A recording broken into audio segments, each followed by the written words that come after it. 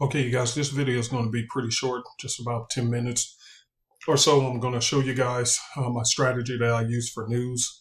And also, I'm going to go over news events and what I think I'm going to do. I'm going to do the news events first because there's some big news event that's going to be coming out on Wednesday. And then, take a look at this strategy and I'm going to share with you. And then let me know whether you like it, don't like it, whatever. But this is something that I like to do. Okay, so first of all, let me bring the news on so that you guys can take a look at that first. And then I'll show you the strategy. So on this, as you can see, not much news this week, which is really great. This is what I was trying to tell a lot of retail traders who are just expecting the sunny skies to always be sunny in the markets and this and that.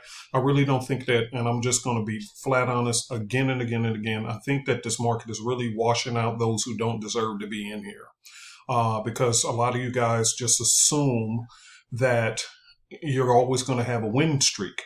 And I don't care who you are, it's not going to happen. So when there's big news events, retail traders are the first one to bail ship and say, oh, this is not working. Oh, where's the win rates? Where's this and that? Truth is, you don't belong here because if anybody has ever been trading and worth their salt, they know that seasons are going to come, just like the weather is. There's going to be storms that come about. And when the storms happen, nothing you can do about that. Nothing you can do. But retailers, they come in thinking that it's always supposed to be sunny. So if that's what you think, the market is showing you don't belong in this arena and it's washing you out, and you should stay out, honestly, because it's not going to change. It's been this way forever. Okay, pro traders know you're going to take a couple of hits during a storm. The best strategy is to reduce your lot size and to be able to weather the storm. And then what happens is, like right now, as you can see, this week, hardly any news coming out. Then you get the big plays coming right afterwards. So that's typically what happens. So anyway, here's what's going to happen. On this week, you got the Swiss coming out with their unemployment numbers on Monday. So be very careful of trading the Swiss. I told you guys, be very, very careful of trading the Swiss. A lot of you guys try to do reversal trades on it and you're getting your behind chewed up. Okay, stop it. Don't try to trade reversals on the Swiss too often. In fact, if I was to say which pair not to trade reversals on, it would be the CHF pairs. Okay, they're great for trend trading. Terrible for reversals. Okay. Now, can you get reversal trades out of it? Of course you can, but it's hard to time it. Okay. So unemployment numbers are coming out on Monday with the Swiss. Now, again, if you have the ocean wave system, it works magically on the ocean wave because the ocean wave is built for trend traders and the Swiss is great for trend trading. Okay. But either way it goes, be careful. USD is the big one that's going to be coming out this Wednesday with their inflation rate numbers on Wednesday. So that is the big one along with the FOMC minutes. So what happened was the FOMC or the Feds are going to be hopefully or maybe hinting towards what they're potentially going to do with future interest rates, whether they're going to raise them soon or later or lower them soon or later. The jobs report came out on Friday and the job numbers were explosively well. They was thinking below 200,000. It actually came out above 200,000. That's why the market shot up for NFP or non-farm payroll. Okay. You also have the euro coming out with interest rates on Thursday, so be aware of that. And they're also coming out with their CPI numbers, or what I like to call the customer price inflation numbers for us. How much extra are you going to be paying in your rent and everything else? Okay. And then on Friday, which a lot of you guys on Friday, you don't really trade a lot. A lot of the pro traders don't really take a lot of trades on Friday unless they see a great opportunity like I did this Friday. But the Great British Pound is coming out with the GDP numbers, which is on Friday as well. So just be aware of that. Now, with all that being said, Wednesday is going to be the big kahuna to do this strategy I'm going to show you right now. Okay, so here we go. What I did on Friday, okay, and I love my sexy analyst with the simplicity system. You can get that on our website, superezforex.com. But here's what I did. All right. So here's the first thing. As you can see, there's a lot of whipsawing going on, but especially on Friday, NFP news came out. And the day before that, there was the war or there was a hit from or something going on with Israel and Iran. So the market just, boom, dropped real hard. NFP came out and the numbers were explosively well for the U.S. So the USD, USD was already doing well. But CAD came out with their numbers and it didn't go so well. So guess what? That double pushed the US CAD pair specifically up twice as much And so what I did was I saw that it was coming up here. Now, here's where many retail traders are going to get their behinds tore up, okay? So right here, you see this is where you would have seen one tap, see, going all the way back here, tap, tap, tap, tap, tap, tap, tap, tap. So when the price came to right about here, what happened? The average retail trader would have jumped in right here saying, oh, this is going to be a good entry point. And well, look what happened. It shot up way further. So this is why if you're going to be a person who trade news, the best thing to do is don't jump right in. What I do, write this in your notes. Here's one of the key factors. Wait at least 30 minutes to an hour after the news event has come out. I will repeat. Wait 30 minutes to an hour after the news event has come out if you're going to do it on naked charts. Naked charts means that you just don't have any indicators on them at all. Okay, if you don't have any indicators at all, I'm recommending just wait 30 minutes to an hour. Why? Because you want to make sure that all the knee-jerk reaction, all the money that's going to be flooding in due to all the people who just heard about the news, it's going to be able to happen. Okay, now the other thing that kills people's accounts is sometimes, and this I watched this happen this Friday. So when news events come out, sometimes it's like a delayed reaction. So what happens is the people who trade news, they're sitting there. And then as soon as the MyFX book or whatever you're monitoring shows, okay, the news event came out and pop, it shows, okay, it's announced. You're sitting there watching the candles, watching the candle. You say, oh, ain't nothing happened. So you assume that the news was a dud and you jump right in on the trade. Did you hear what I said? You assumed it was a dud and that the news that just came out had no impact. But lo and behold, you jump in the trade. 5 minutes later, guess what happens? It's like all of a sudden, all the banks and institutions rush right in and say, okay, boom, let's get into it. It was like a delayed reaction by the big players. And now that they're in, this thing's spiking. And many times, what happens to the retailer? It caught you off guard. And so now it's going in the opposite direction to what you thought it was going to do because you got in too early. And that happened to me many times. I am learning to just simply wait 30 minutes to an hour, make absolutely certain that all knee-jerk reaction has ceased. Everybody's calm and everything's cool. And sometimes, depending on the news event, such as inflation numbers and interest rate numbers, that push can continue on to the next sessions outside of the session that took place. Why?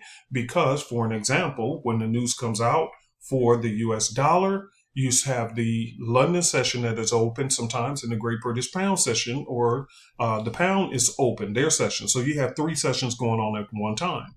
But guess what the problem is? When the market closes for the day and reopens, the next sessions to open up is the Australian session, and it gets its turn to react to the news. And then after that, you have the Asian session that opens up, and it gets to react to the news that happened earlier that day.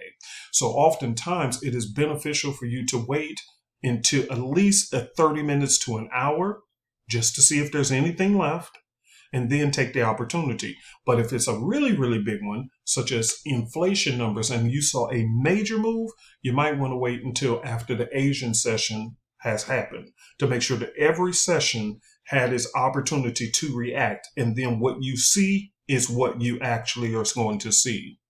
Does that make sense? Okay. I hope that makes sense.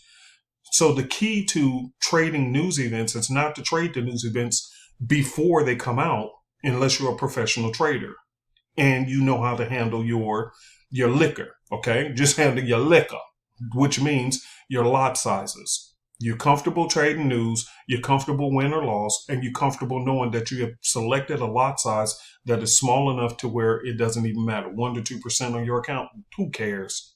Okay, it doesn't even matter. It's only 1 to 2%, which is what professional traders do. So if you're going to trade before the news, that's the best strategy. If you're going to trade after the news, 30 minutes to an hour would be a great idea.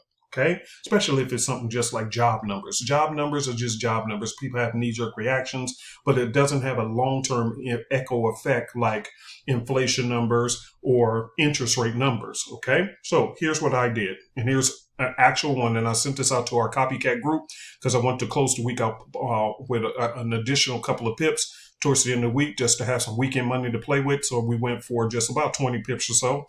It did go further than that, but I just wasn't being greedy. So when this came up right here, I was watching the whole time while it was up here. Let me do this. Let me just go to sexy and you guys will see it a little bit better. Okay. So everything's cleaned up. You can see that it came outside of its boundaries, hit a resistance level, and then it started to come back in. You see that? And it was Friday. Why does these whipsaws happen like this? And you'll see this happen and then drop. Shoots up real big and drops. Shoots up real big and drops. Shoots up real big and drop. Why does it do that? Profit taking. Who would, in their right minds, make this much money, 154 pips in a matter of a couple of hours or an hour or two, just a couple of hours, because each one of these candles represent 4 hours. So basically just say in one day, you made 154 pips in the day and you ain't going to take none of that money off the table? Man, and it's going into Friday? Man, quit playing. Yeah, them dudes took their money. So they went up further, and as soon as it did that, bam, this is where I got in. I knew what was going to happen. Profit taking, and it was just job numbers.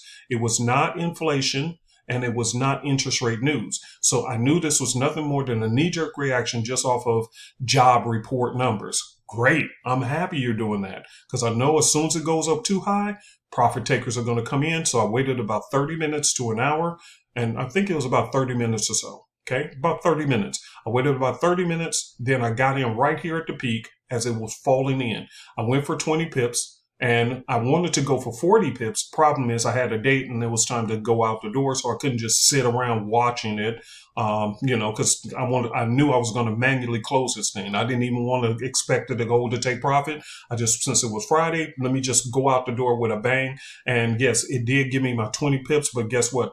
If you look here, and I'm going to go to the 1 hour time frame, look what happened here. It went from here, dropped all the way down to here. So would have I got my 40 pips? Yep, I sure would have, but I wasn't trying to be greedy, but it did a 70 pip move. Here's the reason why. You say, well, Uncle P, why didn't you just leave it alone? Again, it's Friday. Number two, I don't know. We always see things after it happens. Did I know it was going to drop 70 pips? I didn't know that on a Friday. I knew it was going to do a pullback where people were going to be taking their profits like they historically did here. See, shot up, took profits, shot up, profits, shot up, profits, shot up, profits, shot up, profits, shot up, profits, shot up, profits, shot up, profits. It's the same routine. That's what creates those highs and lows or those swings in between, those ups and downs, those bottom line slant patterns and pop-ups that I talk about all the time. That's what's happening. You got people making big money and then they almost sell out and start profit taking. And as they're selling out, other sellers come in and jump on board and they push it if it's not due to news. But one thing I do know, people gonna want their money. And especially if it's on a Friday. So I knew that was going to take place, and that's all I did. I just simply played the profit takers, and I said, I don't want to be greedy. I just go for 20 pips or so and hit exactly what I wanted. I closed the trade out for the CC group or the copycat group. Meow, meow. I just closed it for them and said, hey, let's just take some money and go into the weekend with this. So that's how I play it. I wait 30 minutes to an hour if it's just job reports or nonchalant news. And you see big spike moves, okay? But if it's big news, such as inflation numbers or interest rate news, then I typically will go ahead and wait until the other sessions had a chance to react. And when I see it set up, then I will jump in and do my thing, okay? Let me show you another example, okay? Let's go to the US 30. Here was one where I'm kicking myself in the pants because this one did the same thing. You can see that. All that dropped hard, and this big move. Now, watch this. I'm going to put on the simplicity and combine them together, which is I normally do to get my arrows and my boundaries, simplicity and sexy analyst, okay? They are on the website, simplicity system and the sexy analyst, all right? Now, look at this. See when they hit this support, you can see here's my supply and demand zones. They're pre-built into the sexy analyst. You can see that it hit the white spots, which is my supports. It hit the trend line. Everything was there. Okay. Drop to the 15-minute and watch what you see. Look at that arrow. Told you get in, and there we go. See? Same exact thing. You wait a little bit. Wait for it to dance a little bit. Wait for it to show you that, okay, we're done with our knee-jerk reaction. And once you see it hitting support levels or resistance levels, or you see it hitting the top or bottom of these trend lines or whatever, then after you've watched it calm itself down, everybody in there had their little chunk of flesh out of their knee-jerk reaction, then you go in for the kill. Everybody understand that? I hope this video helps. So again, Wednesday is going to be a big news event situation because it is inflation numbers. Go ahead and put this to the test. Now, if there's no movement in the market at all, then okay, nothing happens. No trade at all. No trading opportunity. But if it's big moves, then you'll put this to the test and let me know how it goes. Okay? All right, you guys, I will see you in the next video. Thank you very much.